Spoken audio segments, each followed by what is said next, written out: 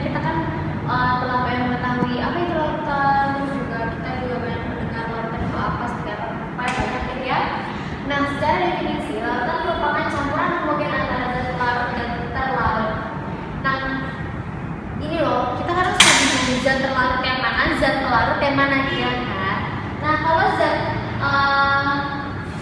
gini deh, ini ada air, terus misalkan kita masukin ini gula ya, gula pasir misalkan, anggap aja lah ini gula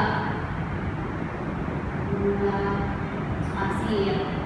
Nah, mana yang zat pelarut dan mana yang zat terlarut? Nah, zat pelarutnya itu si airnya ini disebut zat pelarut.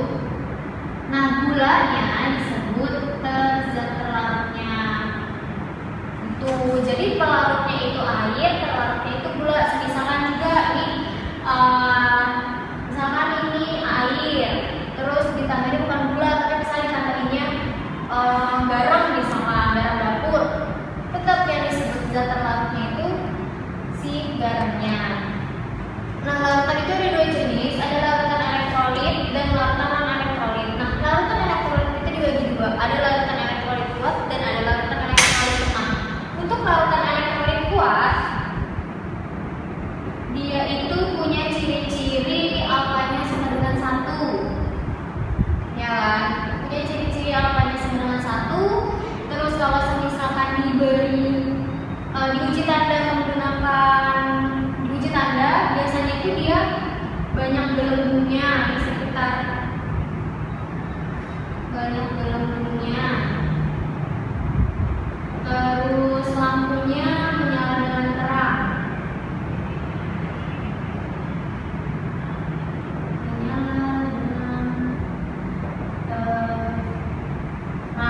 Nah, biasanya yang menjadi larutan elektrolit kuat itu yang asam kuat. Asam kuat itu contohnya HCl, terus H2SO4 dan sebagainya, masih banyak lagi.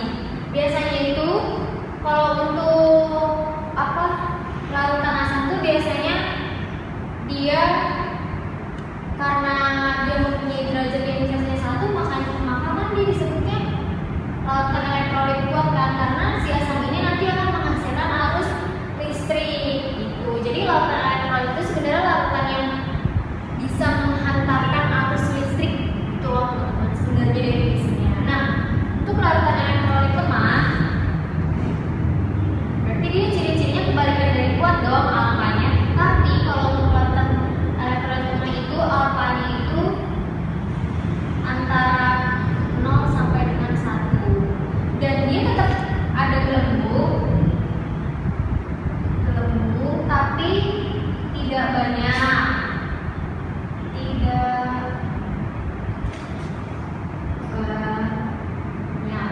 terus atau enggak tidak ada gelembung tapi lampunya menyala, tapi menyalanya juga enggak terang gitu loh teman-teman. Biasanya tuh menyalanya redup atau bahkan tidak menyala, pokoknya atau bisa dua-duanya, ada gelembungnya, lampunya menyala tapi redup gitu, tidak seterang yang kuat kayak gitu. Nah, kalau elektrolit lemah kan tadi pertama tuh dia alfanya itu di antara 0 sampai dengan 1 kan, terus gelembungnya itu tidak banyak, terus atau lampunya itu menyalanya redup atau bahkan lampunya tidak nyala tapi gelembungnya sedikit, atau gelembungnya tidak ada tapi lampunya menyala. Nah, itu seperti itu. Dan cara menentukan si nilai alfa ini nih, cara menentukan nilai alfa itu sama dengan jumlah zat yang mengion dibagi jumlah zat mula-mula. Contohnya ini kita kasih aja ya biar remember ya, ingat-ingat ini diingat-ingat. Sebenarnya saya nggak, kalau rumus-rumus itu tidak perlu dihafal ya teman-teman. Kalau kalian sering berlatih akan hafal sendiri gitu. Nah, contohnya nih ya, misalkan HCl Aqua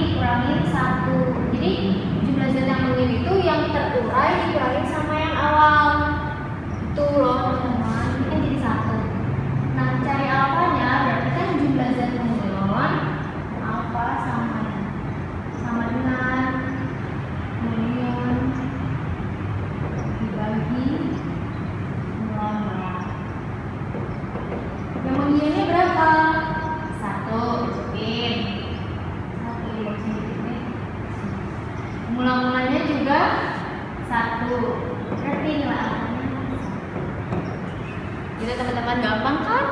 Gampang, cuma kitanya aja yang sebenarnya kadang belum terlalu memahami. Oke, lanjut ke larutan non-elektrolit yang kedua.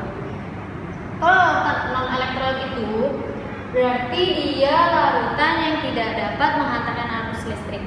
Kan tadi kan katanya kalau larutan elektrolit itu bisa menghantarkan arus listrik. Berarti kalau larutan non-elektrolit tidak bisa menghantarkan arus listrik, ya kan? Nah, ciri-cirinya tuh apa sih? Ya udah, berarti kebalikannya sih larutan elektrolit. Ciri-cirinya berarti tidak ada gelembung. Gelembung ini ketika diuji coba ya. Terus lampu tidak menyala.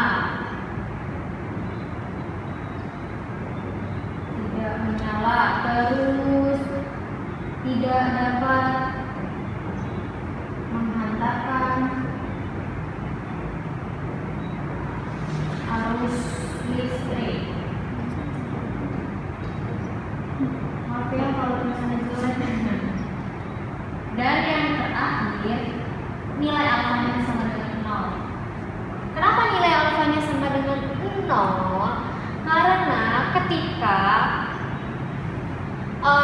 syarat untuk syarat untuk menjadi larutan elektrolit itu kalau misalkan terpecah menjadi ion-ion. Contohnya ini HCl nih, HCl pertama HCl, terus kalau misalkan dicampurin dalam air atau dicampurin ke dalam suatu pelarut, dia akan menjadi ion-ion sempurna terpecah. Kenapa saya bilang sempurna? Karena kita lihat dari alfanya 1.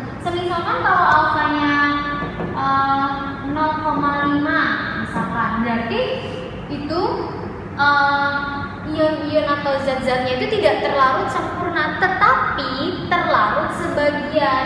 Dengan terlarut sebagian itu berarti 0,5-nya atau setengahnya itu terlarut sebagian menjadi ion-ion.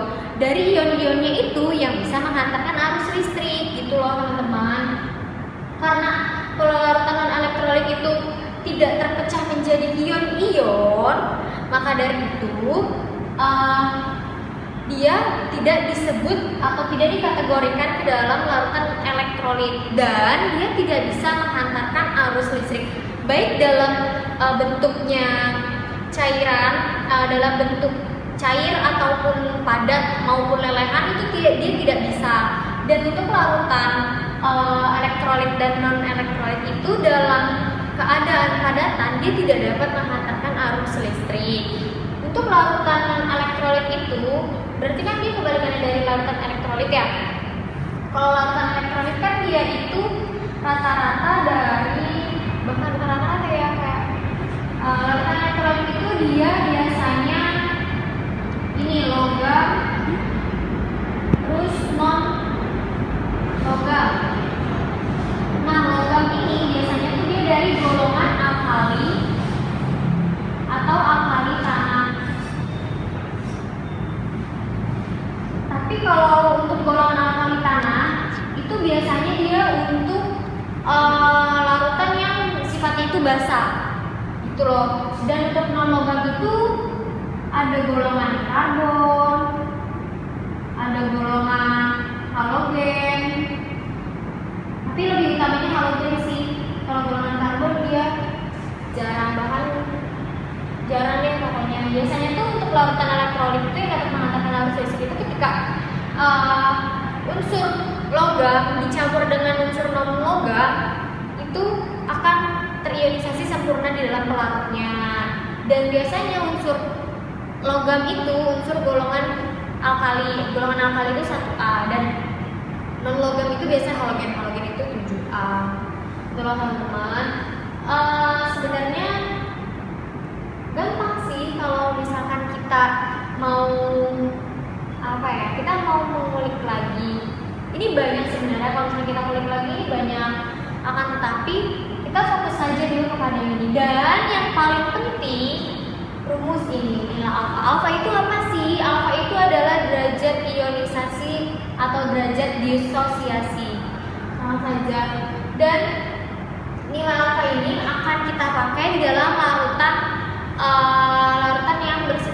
basa dan yang lain sebagainya. Pokoknya rumus ini atau ya rumus ini akan dipakai terus selama-lamanya.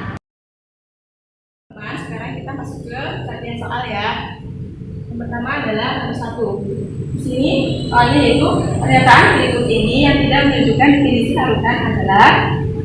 Nah, di sini ada opsi A, B, C, dan D, dan E. Sebelum kita masuk ke opsi, kita kembali dulu ya ke pengertian larutan. Larutan kemarin adalah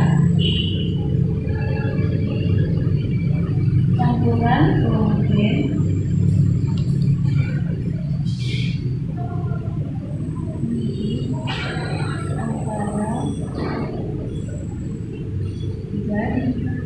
zat pelarut dan zat terlarut. Ya, di sini definisi larutan yaitu campuran homogen antara zat pelarut dan terlarut. Sekarang kita cocokkan ya, jadi opsi yang A bersifat homogen. Berarti pernyataan ini benar ya, sesuai dengan definisi larutan, yaitu campuran homogen antara zat pelarut dan zat terlarut. Kemudian kita lanjut ke opsi yang B, membentuk satu fase. Nah, tadi campuran larutan itu kan terdiri dari campuran antara zat pelarut dan zat terlarut. Kemudian campuran ini membentuk satu fase baru yang dinamakan dengan larutan atau aqueous. Jadi jawaban yang B benar. Kemudian kita langsung ke jawaban yang C. Zat terlarut dapat berupa molekul atau ion. Nah, bagaimana caranya kita tahu ada yang berupa molekul atau ion? Nah, misalnya kita bikin perumpamaan dan misalkan kita masukkan senyawa CH3COOH di dalam aqueous. Nah, di dalam aqueous ini nanti CH3COOH mengalami ionisasi menjadi CH3COO-, ada juga H+, dan ada juga CH3COOH yang masih berbentuk molekul. Nah, jadi dalam larutan itu zat pelarutnya bisa berupa molekul atau ion. Pernyataan ini benar ya. Kemudian kita yang opsi yang D, zat terlarut tersebar merata dalam medium pelarut. Nah, kita lihat tadi larutan adalah campuran homogen. Jadi dalam campuran homogen ini adalah campuran yang antar zat komponennya itu tidak bisa dibedakan lagi dengan mudah. Artinya apa? Artinya antara zat pelarut dan zat terlarut itu sudah tersebar merata. Jadi jawaban yang D itu benar.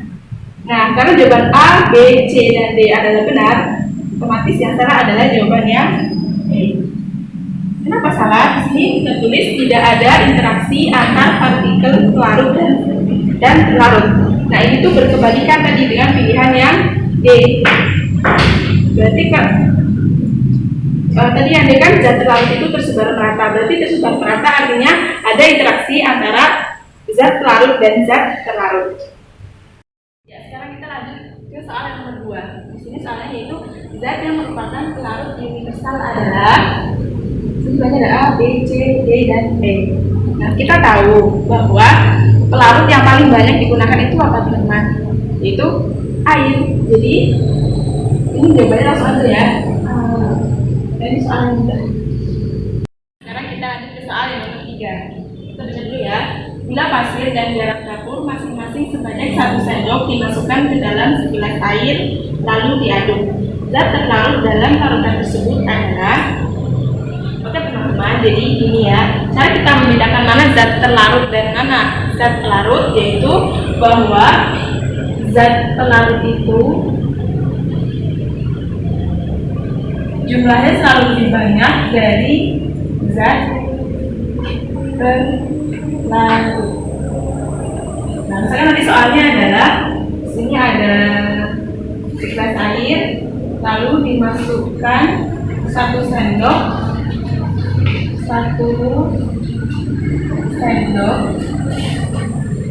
gula pasir dan garam. Nah, di sini kita bisa tahu bahwa jumlah yang lebih banyak pasti adalah airnya. jumlah itu airnya ya, karena pasti airnya banyak, kemudian ditambahi 1 sendok gula pasir dan garam. Dan di sini jumlah yang lebih sedikit itu adalah gula pasir dan garam.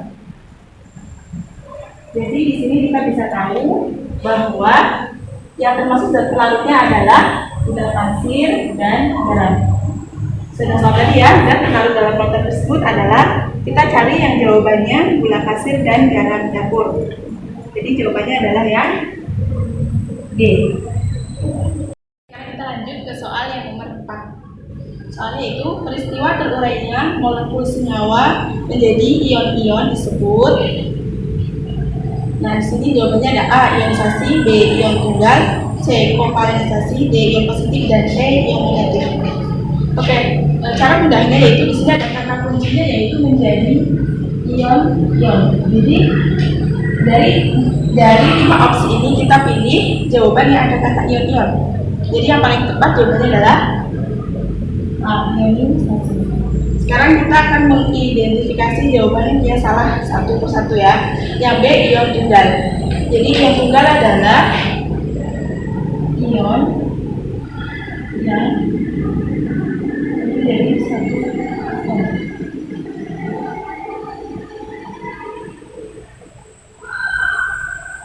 Jadi ion tunggal adalah ion terdiri dari satu atom. Contohnya adalah natrium, kemudian ada Ca2. Oh ya, C kovalensasi ini tuh dalam kimia itu nggak ada istilah kovalensasi ya teman-teman. Kemudian kalau yang D ion positif yaitu ion yang bermuatan positif ya, misalkan itu A+, kemudian ada Na+. Nah, ion negatif berarti ion yang bermuatan negatif, misalkan Cl, Br. Dan perlu diketahui bahwa hasil dari ionisasi ini akan menghasilkan ion positif dan ion negatif. Jadi yang pilihan B sama E ini adalah hasil dari proses ionisasi. Karena soalnya yaitu terurainya molekul senyawa menjadi ion-ion disebut. Jadi jawaban paling tepat adalah A ionisasi. Sekarang kita lanjut ke soal yang nomor 5. Anion yang terbentuk jika MgBr2 terionisasi di dalam air adalah. Jadi sebelum kita menjawab soal ini, kita perlu mengetahui jika ada suatu senyawa mengalami ionisasi, maka nanti akan terbentuk yang namanya anion dan kation. Nah, teman-teman, apa itu yang dinamakan anion dan apa yang dinamakan kation? Jadi anion itu adalah ion bermuatan negatif. Sedangkan kation adalah ion bermuatan positif. Nah, tadi ditanyakan di soal yaitu jika MgBr2 terionisasi. Jadi seperti ini ya teman-teman, MgBr2 kemudian terionisasi menjadi Mg dengan muatannya 12 plus 2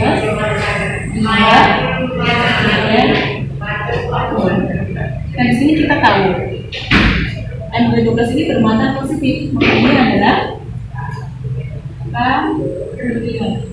Dan Br ini bermuatan negatif, kita ini adalah dinamakan dengan anion.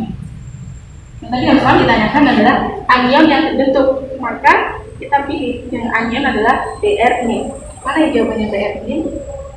Itu jawabannya adalah yang C. Sekarang kita lanjut ke soal yang nomor 6. Soal itu, larutan elektrolit dapat menghantarkan arus listrik karena larutannya terdapat dalam bentuk. Oke teman-teman, sebelum kita menjawab soal nomor 6, alangkah baiknya jika kita mengetahui terlebih dahulu apa yang kita dinamakan dengan teori ion sampai aqueous.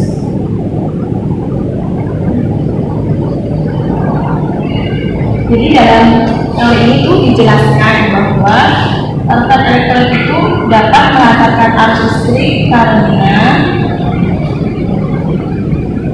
di dalam larutan itu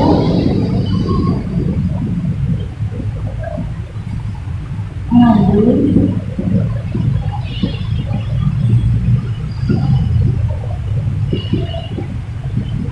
ion-ion yang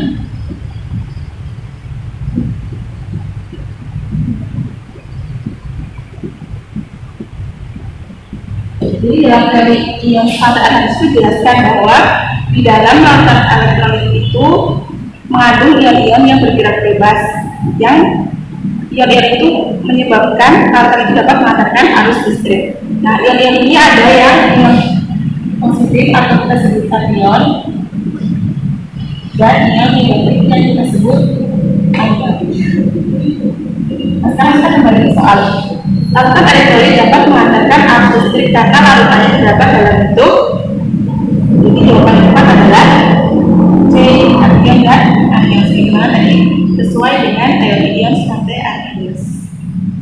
Sekarang kita lanjut ke soal nomor 7. Dua larutan A dan B diuji dengan alat uji elektrolit. Lampu alat uji menyala bila untuk menguji larutan A, sedangkan bila larutan B diuji, lampu tidak menyala tetapi ada gelembung gas pada elektrodenya. Dari pengamatan tersebut dapat disimpulkan. Oke teman-teman, sebelum kita menjawab soal nomor 7, alangkah baiknya kita mereview materi yang sudah lalu ya. Bahwa larutan elektrolit itu kan terbagi menjadi 3. Ada larutan elektrolit kuat dengan ciri-cirinya yaitu bila diuji dengan alat uji elektrolit itu lampu menyala terang,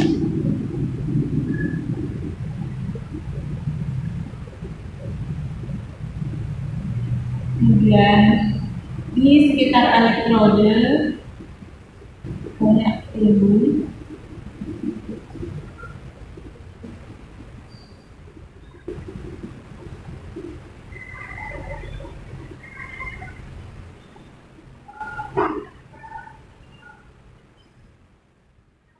kemudian jumlah ion-ionnya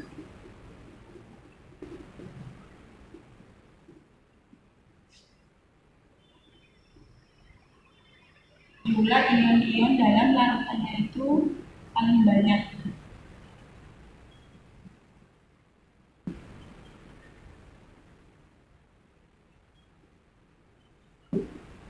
Terus kemudian yang kedua ada larutan elektrolit lemah.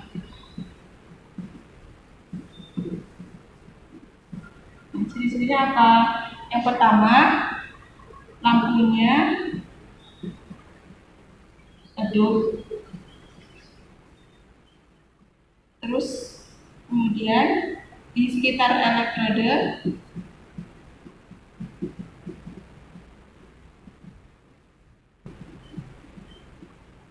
ada sedikit gelembung.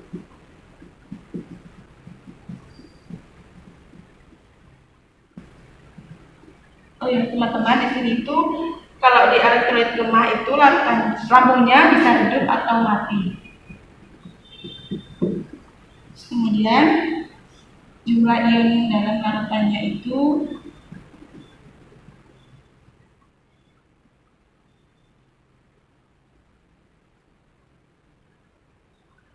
dia lebih sedikit daripada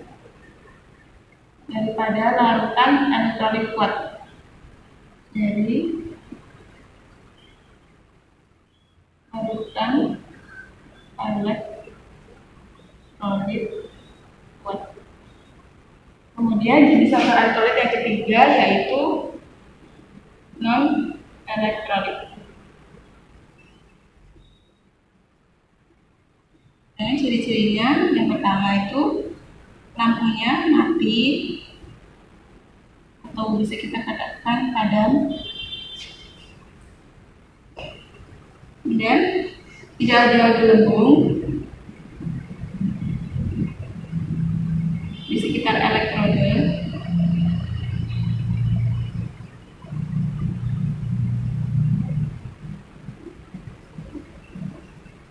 Dan terakhir adalah tidak ada ion-ionnya.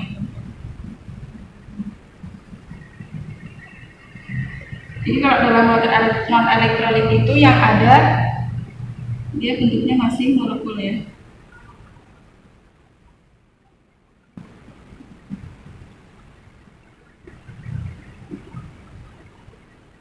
Nah, sekarang kita kembali ke soal ya. Tadi disebutkan bahwa lampu alat uji menyala bila untuk menguji larutan A.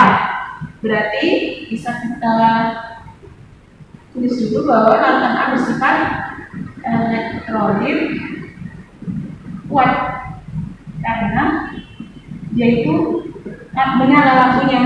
Kemudian yang B, bila larutan B diuji, lampu tidak menyala tetapi ada gelembung-gelembung gas pada elektrode. Ini artinya yang B itu bisa kita tulis dia adalah larutan elektrolit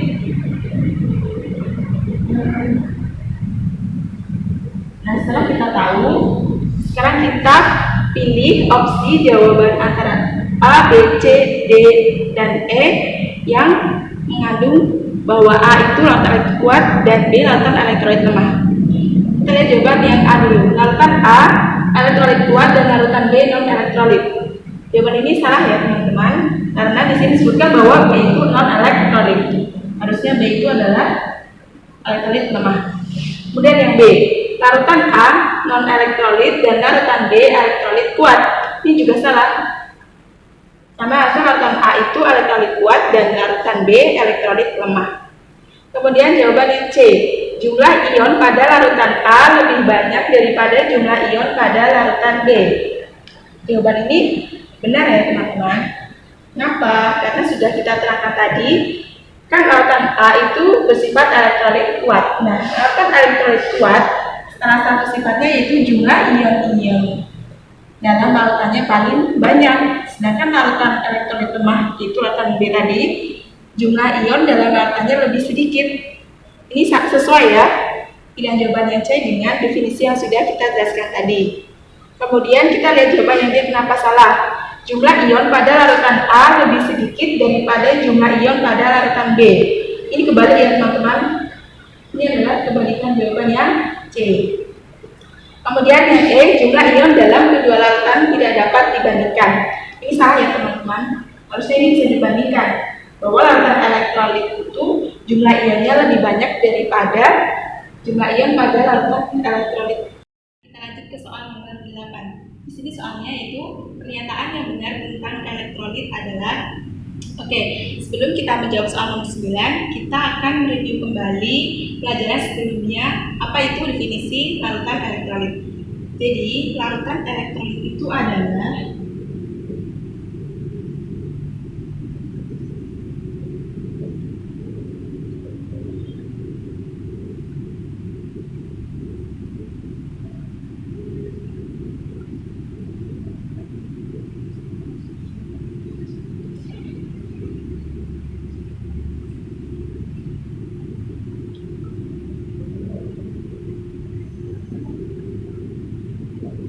jadi larutan elektrolit adalah larutan yang dapat mengantarkan arus listrik. Nah, di sini kenapa kok bisa mengantarkan arus listrik?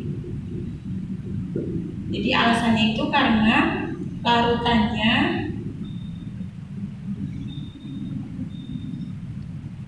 mengalami ionisasi. Sehingga dalam larutannya itu nanti terdapat banyak ion.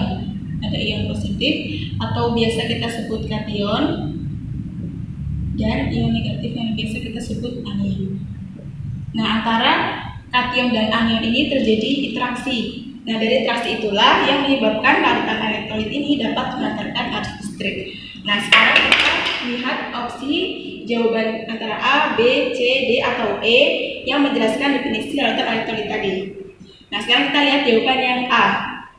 Zat-zat yang jika dilarutkan dalam air akan terurai menjadi ion negatif dan ion positif.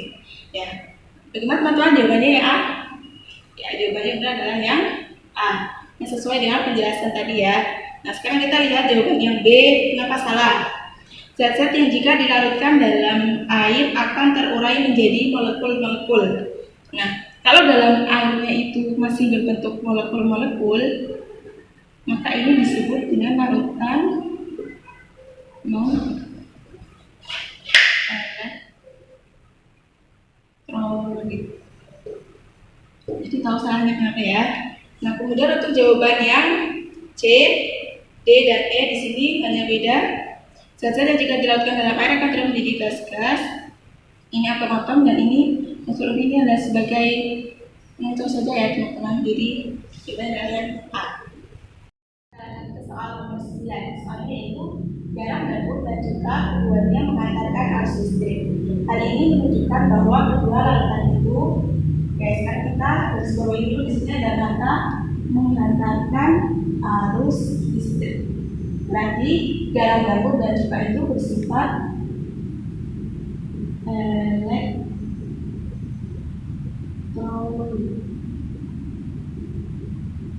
Nah, kita kembali ke definisi sebelumnya ya. Di sini bahwa larutan elektrolit adalah larutan yang dapat mengantarkan arus listrik. Nah, kenapa kok bisa mengantarkan arus listrik?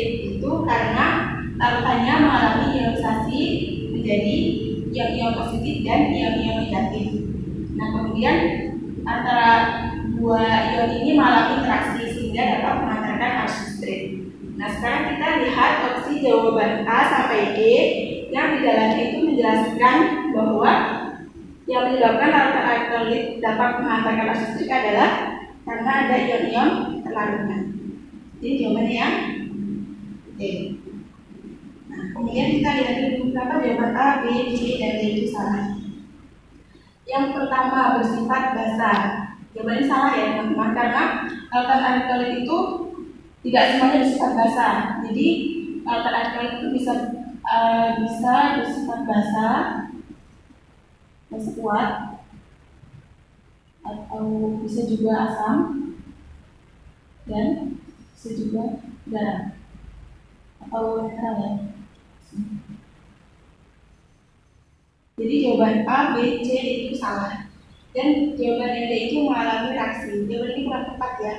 Tepatnya itu dia mengalami interaksi antar ion-ionnya. Kita mengalami interaksi.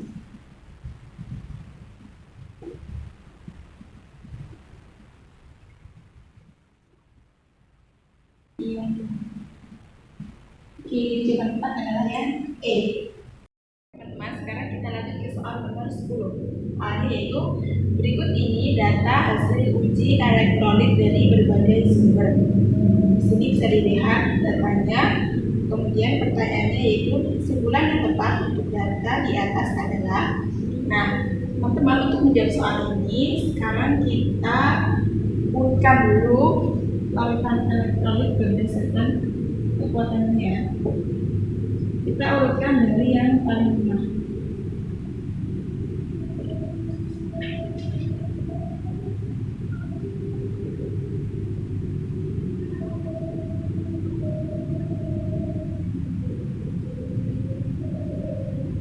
Nah, secara umum kemarin kita sudah belajar ciri-ciri larutan elektrolit yang lemah itu lampunya mati ataupun redup, sedangkan gelembung gelasnya itu ada tetapi sedikit. Nah, kalau larutan elektrolit kuat itu nyala lampunya terang dan gelembung gelasnya banyak. Nah, sekarang kita coba lihat di tabel ini. Yang lampunya enggak ada atau redup ada air murni, air sungai, dan air hujan. Berarti ketiganya ini termasuk larutan elektrolit lemah. Nah, kita lihat di sini gelembung gelasnya. Air murni lambat sekali, air sungai agak cepat, dan air hujan lambat. Berarti dari sini kita bisa tahu larutan elektrolit yang paling lemah adalah yang lampunya tidak nyala dan lambat sekali. Berarti kita isi nomor 1 ini adalah air murni. Kemudian kita cari nomor 2, sekarang kita ke eliminasi ya.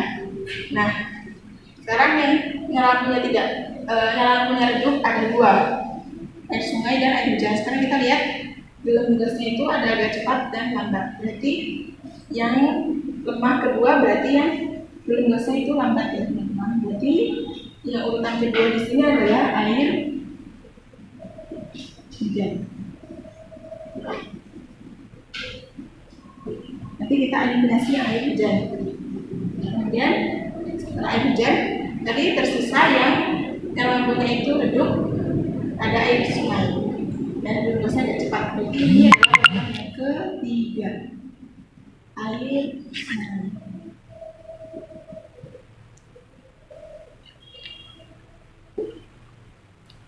Nah, karena yang lemah-lemah udah habis, sekarang tersisa yang kuat, yang lampunya terang. Ada laut dan air sumur. Di sini lampunya sama-sama terang. Berarti kita lihat di gelembung gasnya. Kalau air laut ini cepat dan air sumur juga cepat. Oh, berarti ini sama ya. Kita jadiin satu aja di sini.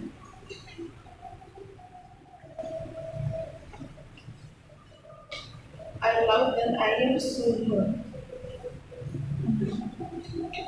Dan misalnya kita cocokkan dari hasil urutan tadi ke jawaban.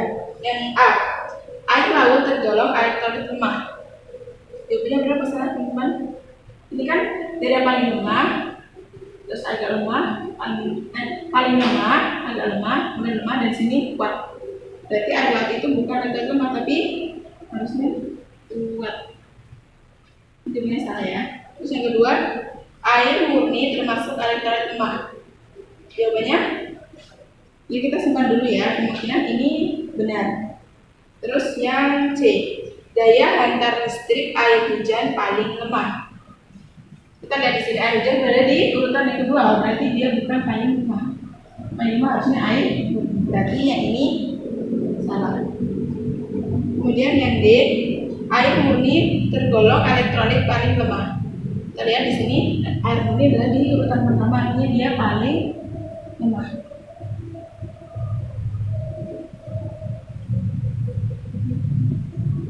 Berarti jawaban ini benar ya. Nah, tadi jawabannya B kan kita simpan dulu. Jawaban berarti kurang tepat ya, karena ada yang lebih tepat yaitu paling lemah. Kan tadi yang B air murni termasuk elektrolit lemah. Jadi ini kita sama ya. Jawabannya E, kenapa salah? Di sini daya antar listrik air sungai lebih kecil daripada air hujan. Harusnya itu daya hantar listrik air sungai lebih besar daripada air hujan. Kenapa? Karena kekuatan elektrolitnya itu lebih besar air sungai daripada air hujan. Kita lanjut ke nomor 11. Gula pasir atau sukrosa di dalam air tetap sebagai molekul sukrosa C11H22O11. Peristiwa ini menunjukkan bahwa sukrosa bersifat.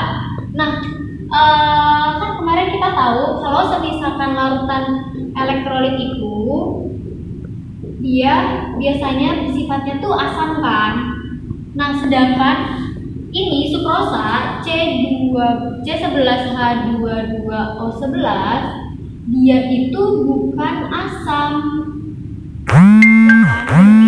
Tidak termasuk bukan elektrolit ya teman-teman, bukan elektrolit. Kenapa bukan elektrolit juga? Karena sukrosa C11H22O11 ketika dicampur dengan pelarut air ya, H2O, tidak terjadi reaksi apapun. Jadi tidak ada reaksi apapun di sana.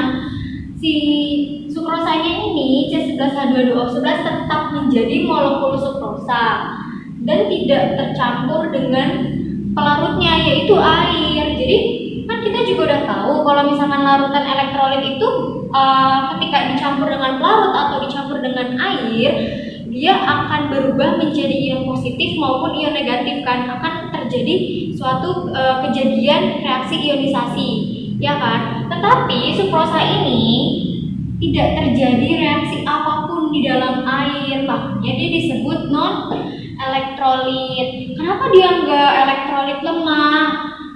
Karena kan juga kalau elektrolit elektrolit lemah berarti dia kan punya derajat ionisasi dong, punya nilai alfa. Misalnya nilai alfanya 0,3 misalkan. Cuman kan di sini si sukrosa ini dia tidak terjadi reaksi apapun ketika bercampur dengan pelarut kan.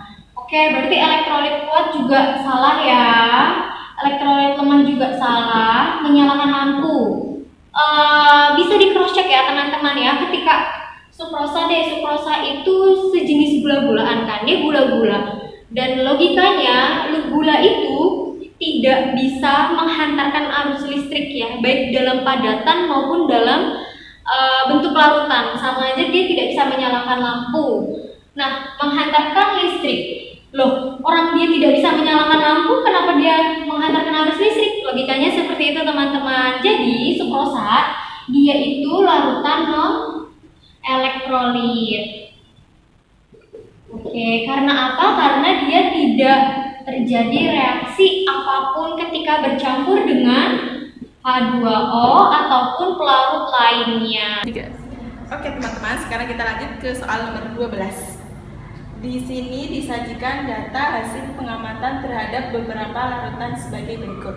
Nah, soalnya yaitu larutan yang bersifat elektrolit ditunjukkan oleh nomor.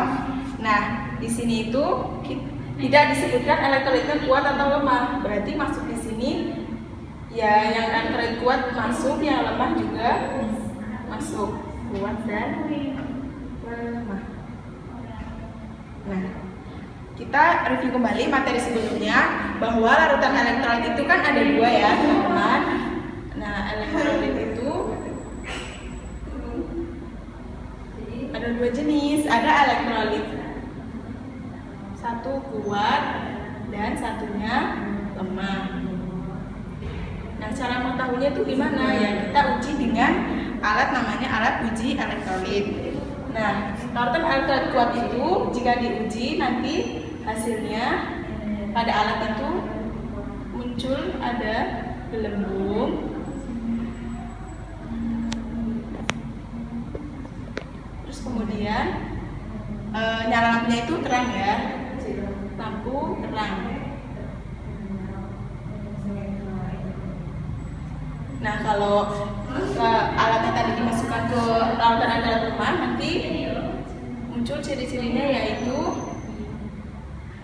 muncul sedikit gelembung,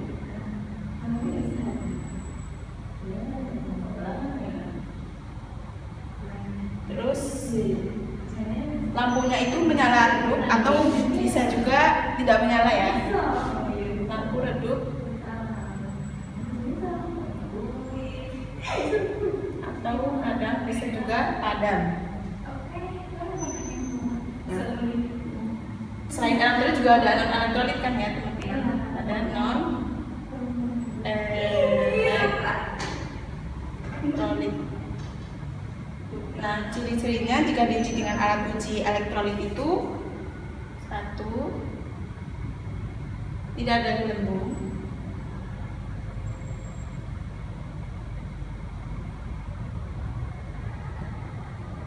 dan satunya itu lampunya padam.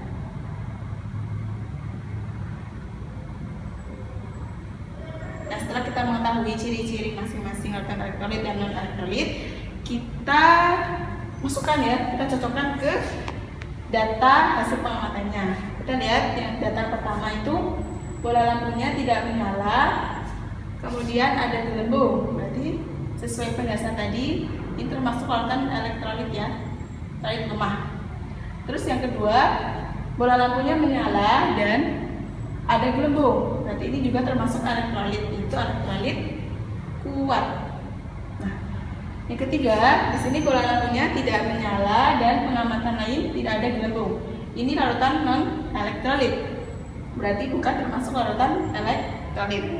Kemudian nomor 4, bola lampunya menyala dan ada gelembung. Ini juga larutan elektrolit ya, elektrolit kuat. Nah, yang terakhir nomor 5, bola lampu tidak menyala dan tidak ada gelembung. Ini adalah ciri-ciri larutan non elektrolit. Jadi dia tidak termasuk larutan elektrolit. Nah, berarti di sini larutan yang bersifat elektrolit ditunjukkan oleh nomor yang selain nomor 3 sama 5, berarti 1, 2, dan 4. Kita cari mana? Ya, jawabannya adalah yang D. Saya akan menjelaskan nomor 13. Soalnya adalah larutan berikut yang tidak dapat menyebabkan lampu menyala dan tidak menimbulkan gelembung gas adalah tidak dapat menyebabkan lampu menyala, tidak menimbulkan gelembung gas. Maka karena dia tidak bisa menyalakan lampu dan tidak menimbulkan gelembung gas, berarti dia larutannya non elektrolit. Nah, kemarin sesuai dengan pembahasan sebelumnya, kalau larutan non elektrolit itu maka larutan yang ketika dicampur dengan larut tidak menghasilkan ion-ion atau senyawanya tidak terpecah menjadi ion-ion. Kita cek ya satu-satu ya. NaOH. NaOH ketika dicampur dengan larut dia akan menghasilkan ion Na plus OH-.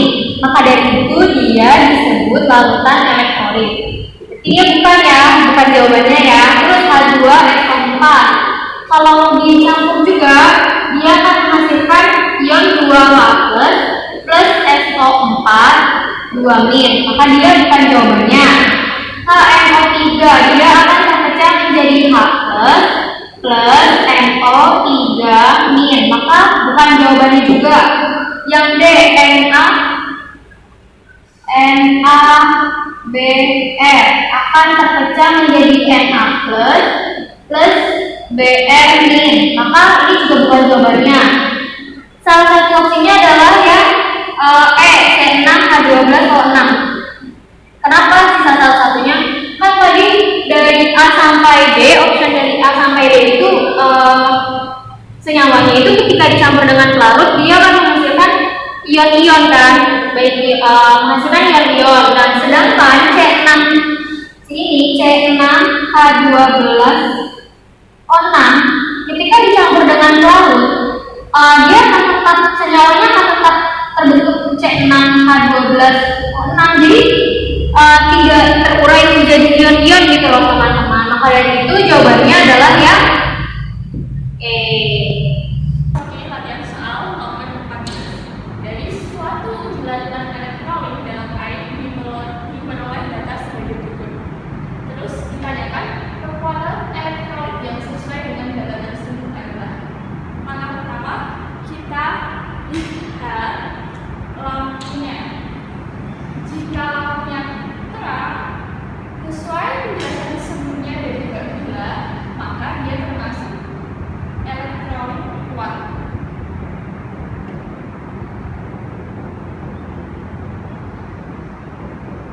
Terus yang kedua, tidak menyala. Sesuai penjelasan sebelumnya juga, jika tidak menyala, dia termasuk ke dalam larutan non elektrolit.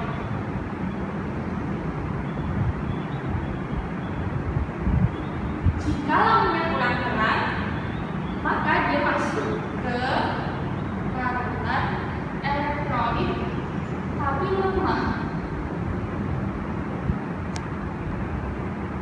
Jadi berdasarkan ini semua, kekuatan elektrolitnya dapat ditulis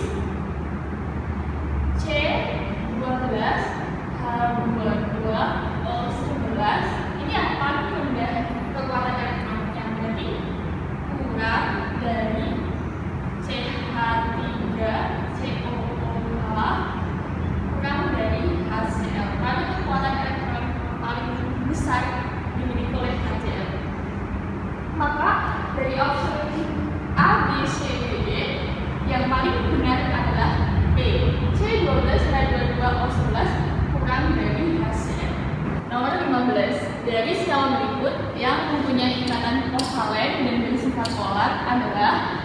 Langkah pertama yang harus kita lakukan adalah membuat struktur Lewis satu-satu dari opsinya.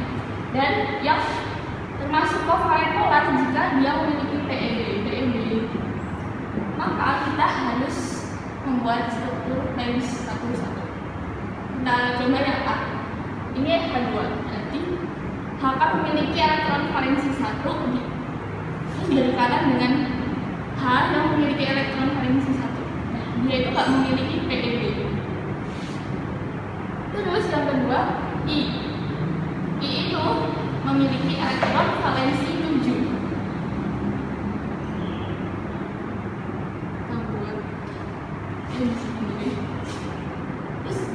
berikatan dengan I yang memiliki elektron valensi 7 juga. Dia nggak memiliki PeB. Terus yang B A3 juga. Dia B itu memiliki 3 elektron valensi berikatan dengan F yang memiliki 7 elektron valensi.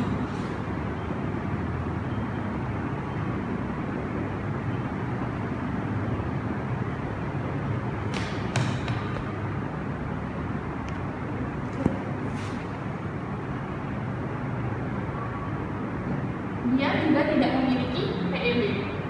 Terus KCl, K memiliki elektron valensi 1 dan Cl memiliki elektron valensi 7. Yang satu yang bisa membedakan. Nah, dia juga nggak memiliki PeB. Terus yang terakhir NH2 itu memiliki elektron valensi 5. Nanti berikatan dengan H yang memiliki elektron valensi 1. Nah, dia memiliki PeB 1. Jadi senyawa yang termasuk ikatan kovalen polar adalah yang E, NH3 karena dia memiliki PeB. Nomor 16. Larutan yang tidak menyebabkan lampu menyala tetapi membentuk gelembung gas adalah, kan tadi sebelumnya sudah dijelaskan kalau terdapat ciri-ciri tidak menyebabkan lampu menyala tetapi membentuk gelembung gas adalah ciri-ciri larutan elektrolit lemah.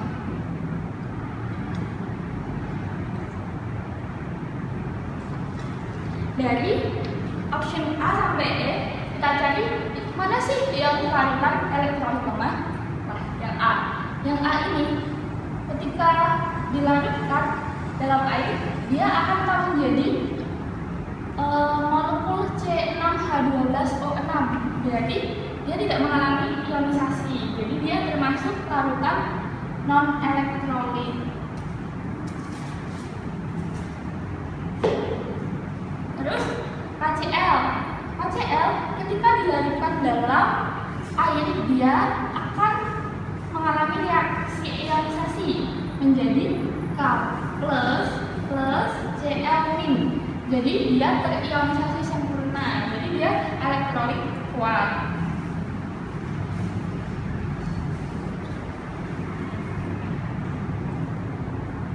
Terus yang C ini CH3COOH ketika dilarutkan dalam air dia akan mengalami ionisasi menjadi CH3COO- plus H plus dan juga akan menjadi molekul CH3COOH. Jadi dia termasuk larutan elektrolit lemah.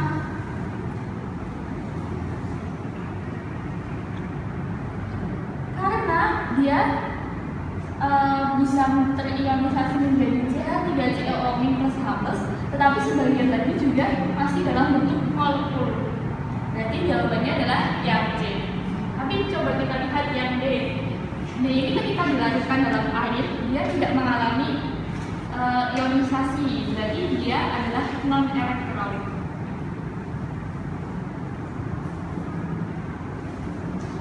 Terus yang E ini NaCl. Ketika dilarutkan dalam air, dia akan mengalami ionisasi menjadi Na plus Cl-.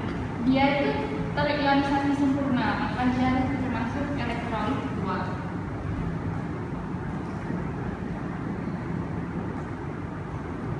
Jadi larutan yang tidak menyebabkan lampu menyala tetapi membentuk gelembung gas adalah yang C, CH3COOH.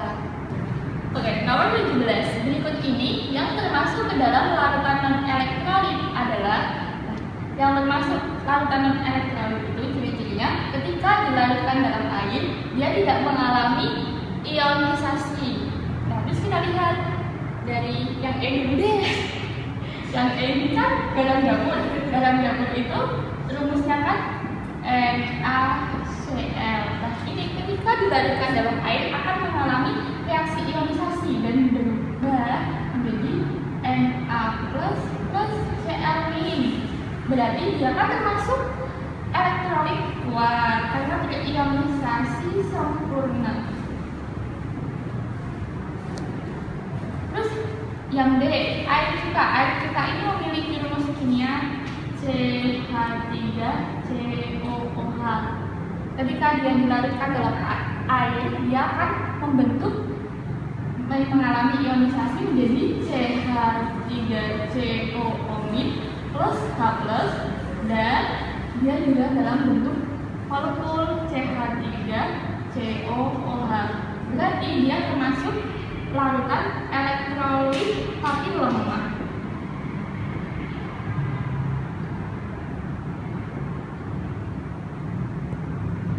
Terus yang C, air laut. Air laut ini kan mengandung garam. Garam kan NaCl ya. Jadi sama penjelasannya, yaitu dia akan mengalami ionisasi menjadi Na plus Cl min, dan dia termasuk elektrolit kuat.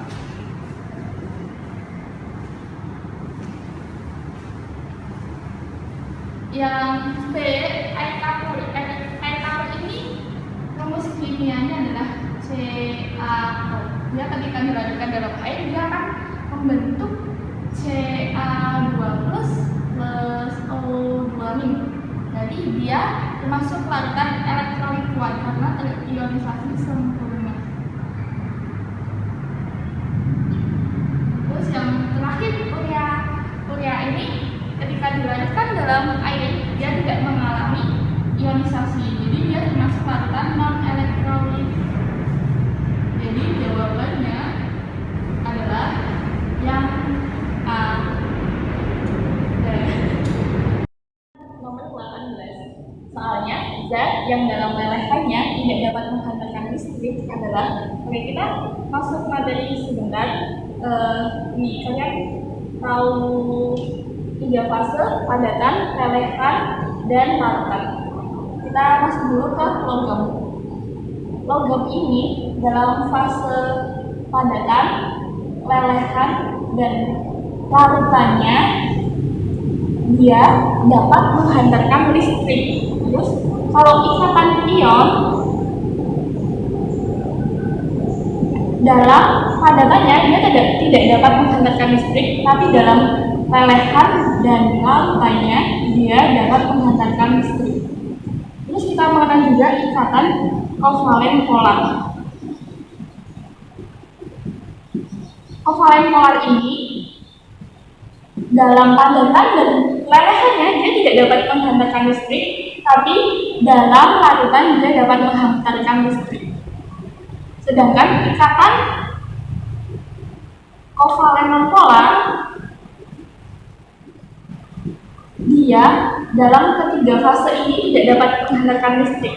Jadi zat yang dalam lelehannya tidak dapat menghantarkan listrik adalah antara ikatan kovalen polar dan ikatan kovalen nonpolar. Ikatan kovalen ini adalah ikatan antara non-logam dan non-logam.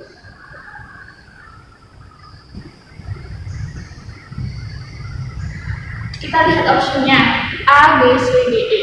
Yang A ini kan logam, berarti jelas tidak mungkin. Yang B, Ca ini juga logam, jadi jelas tidak mungkin.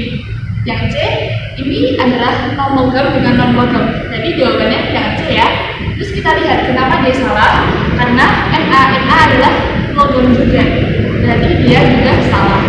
Terus yang E kenapa salah, karena Al2 ini termasuk logam, dia juga salah. Jadi jawaban yang benar adalah C, C12, H22, O11 dalam lelehannya tidak dapat menghantarkan listrik. Nomor 19. Pada pemeriksaan daya hantar listrik larutan berikut dengan volume yang sama, hantaran terbesar akan diberikan oleh. Cara kita mengetahui hantaran terbesar itu dengan cara kita mengionkan senyawa-senyawa ini satu persatu. Terus jumlah molekul yang sebelah kanan itu dikali dengan konsentrasinya masing-masing. Kita mulai dari opsi A ya. Cl ketika mengalami ionisasi akan menjadi H plus Cl ini. Nah, dia ini mempunyai dua molekul. Terus caranya dua molekul ini dikali dengan konsentrasinya menjadi 2 dikali 0,2 menjadi 0,4. Terus CH3COOH mengalami ionisasi menjadi CH3COO plus H plus. Dia memiliki dua molekul. Terus dikali dengan konsentrasinya 0,2 molar. Jadi 2 dikali 0,2 sama dengan 0,4. Yang ketiga H2SO4.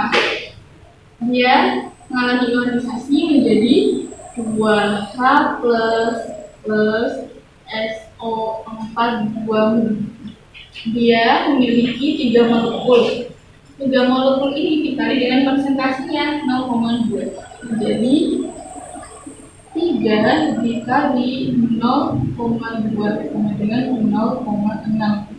Terus yang ini tadi CH3COOH kan mempunyai 2 molekul, terus dikalikan dengan konsentrasinya 0,1 menjadi 2 dikali 0,1 sama dengan 0,2. Terus yang ini H2SO4 tadi memiliki 3 molekul, dikalikan dengan konsentrasinya 0,1 menjadi 3 dikali 0,1 sama dengan 0,3. Nah, yang memberikan hantaran terbesar itu adalah yang nilainya paling gede. Di antara semua ini yang nilainya paling gede adalah 0,6, yaitu 0,2 molar H2SO4. Jadi yang memiliki hantaran terbesar itu adalah 0,2 molar H2SO4. Soalnya larutan natrium hidroksida mempunyai derajat ionisasi 1. Artinya ketika natrium hidroksida ini dilarutkan dalam air, ini air plus NaOH ya. NaOH-nya itu akan terionisasi menjadi Na plus OH min, dan semuanya terionisasi menjadi Na plus dan OH min. Tidak ada yang dalam bentuk molekul dalam bentuk NaOH. Jadi ketika dilarutkan dalam air, dia itu terionisasi sempurna. Jadi jawabannya adalah C. Kenapa terionisasi sempurna? Karena NaOH ini berubah menjadi Na plus dan OH min semua. Tidak ada yang masih dalam bentuk molekul NaOH. Oke, kita masuk nomor 21 ya. Berikut ini percobaan daya hantam listrik beberapa larutan. Nah, seperti yang ada di tabel ini. Dari data di atas, pasangan yang digolongkan elektrolit kuat dan non-elektrolit adalah, oke, kita review sejenak ya tentang materi ini. Ciri-ciri larutan elektrolit. Ciri-ciri larutan elektrolit kuat itu adalah 1.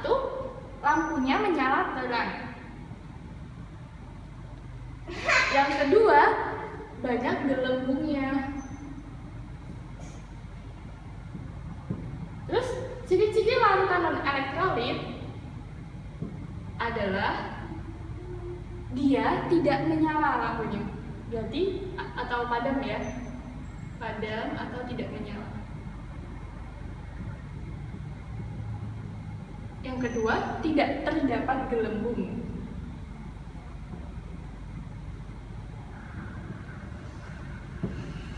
Terus kita lihat yuk yang zat 1. Zat 1 ini lampunya menyala terang, banyak gelembung.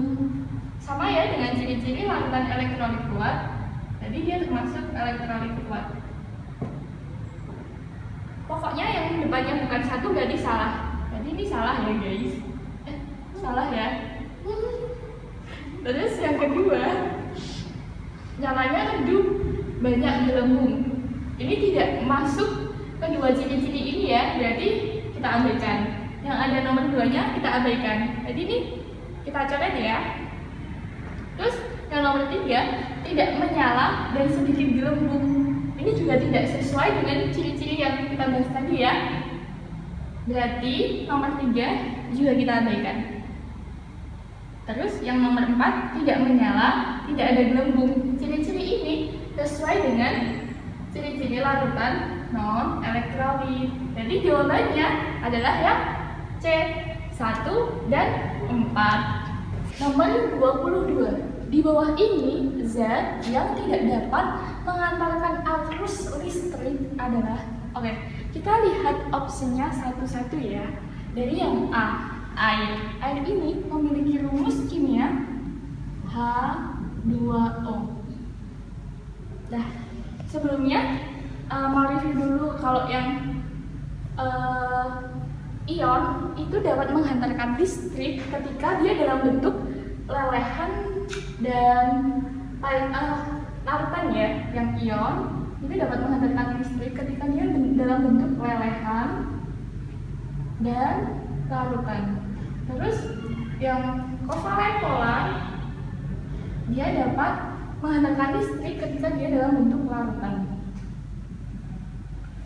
Terus yang non-kovalen, non-polar dia tidak dapat menghantarkan listrik ya. Tidak dapat. Terus yang air ini kan termasuk kovalen polar karena dia memiliki PeB 2 pasang. Cara mencari PeB-nya ini O kan golongan 6 ya. Berarti kan 6 dikurangi ini ininya jumlahannya sama dengan 2. Dikurangi 2 sama dengan 4 dibagi 2. Berarti dia memiliki 2 pasang PeB. Berarti dia adalah kovalen polar sehingga dia dapat menghantarkan arus listrik. Tadi salah ya. Yang kedua, larutan HCl. HCl ini adalah ketika dilarutkan dia dapat mengalami ionisasi menjadi H+ plus Cl-. Jadi dia bisa menghantarkan arus listrik ya. Tadi salah. Yang kedua, larutan H2SO4. H2SO4 ini juga ketika di dalam bentuk larutan dia akan mengalami ionisasi menjadi 2H+ plus SO4 2-. Jadi dia juga dapat menghantarkan listrik. Jadi salah juga.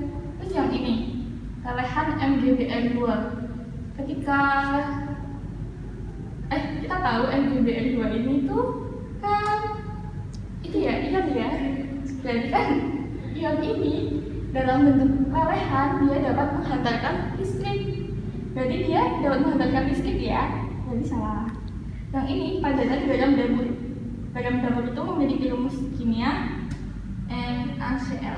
Nah, NaCl ini ikatannya adalah ikatan ion, dan ikatan ion ini hanya dapat menghantarkan listrik ketika bentuk lelehan dan larutan.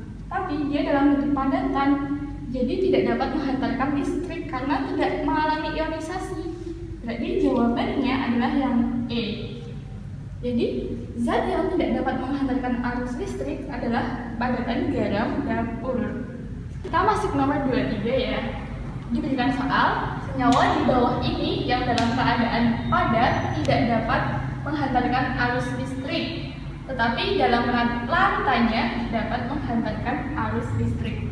Oke, kita lihat opsinya satu-satu ya. Coba kita lihat yang A. Tadi kan ini dalam padat tidak dapat menghantarkan arus listrik, tapi dalam larutan dia menghantarkan arus listrik. Terus setahu saya HCl ini itu adanya dalam bentuk larutan, jadi nggak mungkin padat ya. Jadi ini salah ya, yang ada HCl-nya. Ini salah. Yang ini juga salah ya. Oke, terus yang D. Yang D ini CCl4 dan C6H12O6. Kan kita tahu ya, C6H12O6 ketika dilarutkan dalam air, dia tidak mengalami reaksi ionisasi. Berarti dia tidak mungkin untuk menghantarkan arus listrik. Jadi ini juga salah ya. Yang kedua, NaCl dan KCl. NaCl dan KCl ini ketika dilarutkan dalam air, dia akan mengalami ionisasi menjadi NaCl kan ini berubah menjadi Na plus Cl-. Terus yang KCl berubah menjadi K plus Cl min. Berarti dia bisa ya, ketika dalam bentuk padatan dia tidak bisa mengandalkan arus listrik karena dia tidak mengalami ionisasi. Tapi ketika dalam larutan dia dapat mengandalkan arus listrik karena dia mengalami ionisasi. Jadi yang C ya. Terus kita lihat kenapa yang D salah. Yang D salah karena C11O22H11 ini ketika dilarutkan dalam air dia tidak mengalami reaksi ionisasi. Jadi dia tidak dapat menghantarkan arus listrik. Oke, berarti jawaban yang paling benar adalah yang C, NaCl dan KCl. Kita masuk nomor 24 ya. Di antara senyawa berikut yang di dalam larutannya menghasilkan ion paling banyak adalah, oke, kita tulis reaksi ionisasinya ya.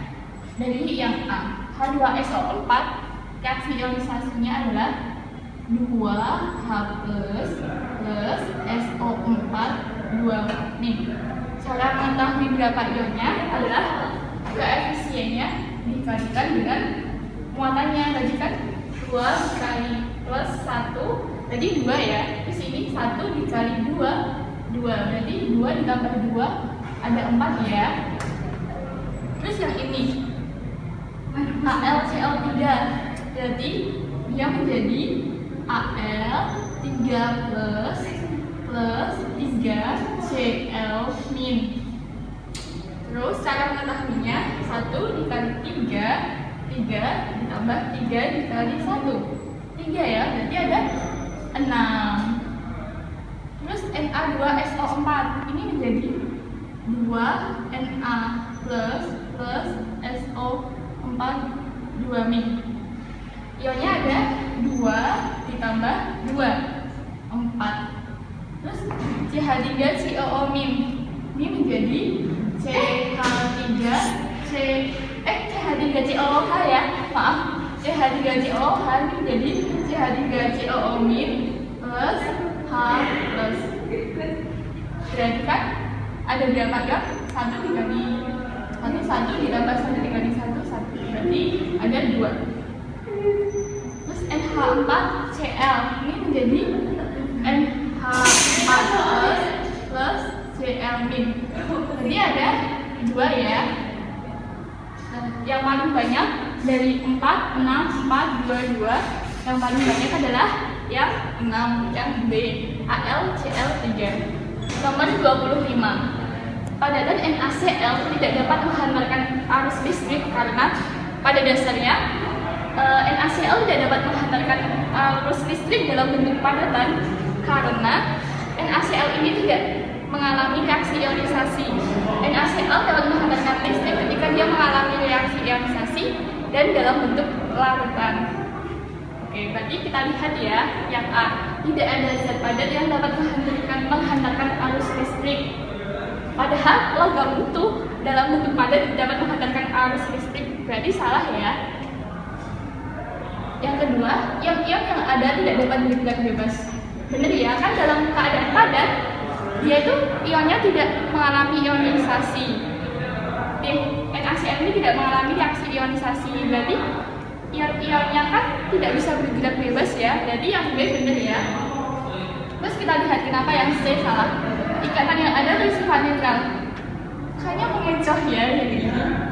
Karena ini ikatannya kan nanti berubah menjadi Na plus Cl min. Jadi dia memiliki muatan, jadi bukan netral ya. Terus yang D, kenapa salah? Karena listrik tidak mengalir pada zat padat. Seperti yang dijelaskan tadi, logam tuh dalam bentuk padat dia dapat menghantarkan listrik. Jadi salah ya. Terus yang E, listrik digunakan untuk memecahkan ikatan ion.